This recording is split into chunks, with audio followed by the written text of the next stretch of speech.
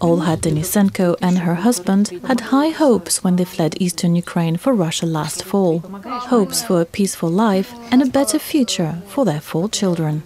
They wanted to be far away from the conflict ravaging their hometown of Donetsk.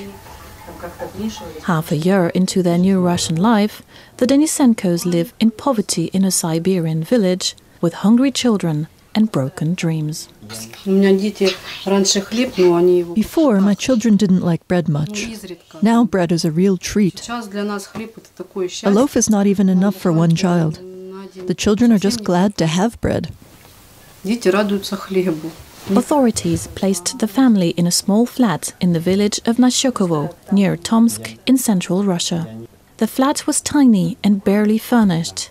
As the family soon found out, it was also covered in mold. We keep the windows opened all the time, so it doesn't stink. Does it smell of humidity? Yes, it was awful during the winter. When we cook, the steam goes up the walls. Everything is wet and drips. Olha says she feels cheated. Promises of stable employment have not been kept either.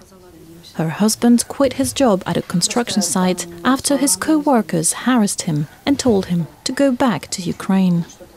Since then, he has been earning about $10 a day doing odd jobs, hardly enough to buy food and medicine for the children.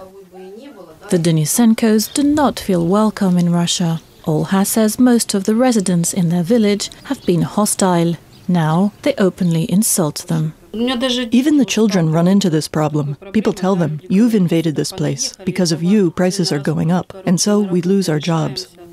Not all local residents have shunned the family. Several sympathetic villagers bring them food, furniture and clothes for the children. But Olha says her family has not come all the way from Ukraine to live on charity.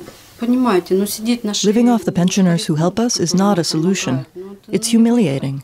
We are adults, we have many children. We must care for ourselves. It's very humiliating. Despite the conflict, the Denisenkos all long to return to eastern Ukraine. They say they'd rather face shelling in Donetsk than live as outcasts in Russia. I'm no longer afraid. What difference does it make where you die? Die here of hunger and of the way we are treated? Or die there at home among our own people? Russia itself is experiencing massive layoffs. People are losing their jobs. No one needs us here. The Denisenkos have since left Tomsk and returned to troubled Donetsk.